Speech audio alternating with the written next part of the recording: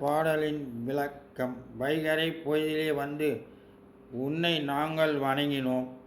உன் பொற்றாமரை திருவடிகளை போற்றுதற்குரிய எங்கள் கருத்தை கேட்டாயாக. எல்லையற்ற பெருமையுடையவனாகிய நீ மாடு மேய்த்து உண்ணும் இடையர் குலத்தில் பிறந்தும் எங்களை சிற்றடிமை கொள்ளாமல் போய்விடாதே. நாங்கள் உன்னை வணங்குவது இன்றைக்கு பறை கொள்வதற்கு மட்டுமன்றி, கோவிந்தா, என்றைக்கும் ஏழு பிறவிக்கு முன்னோடு பொருந்தியே வாழ்வோம்.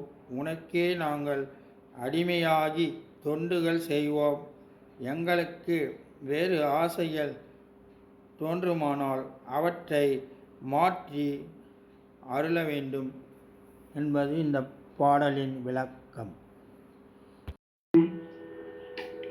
விண்ணகத்தே வரோ நன்னவும் மாட்டா விழுப்பொருளே உள்ளதொழுப்படியோங்கள்.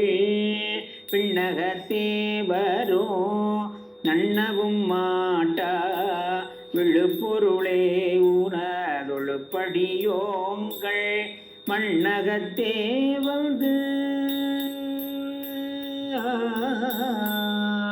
மண்ணகத்தே வந்து வாழச் செய்தானே வள் திருப்பெருந்துரையாய் வழியடியோம்.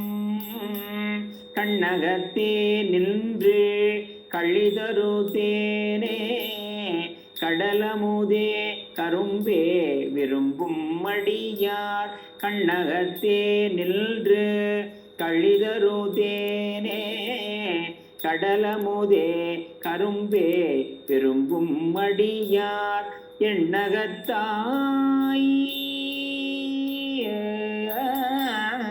எண்ணகத்தாய் உலகுக்கு உயிரானாய் எம்பெருமான் பள்ளி எழுந்தருளாயே.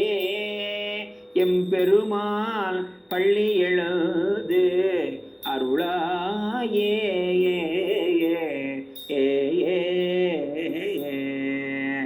இந்த பாடலின் விளக்கம்.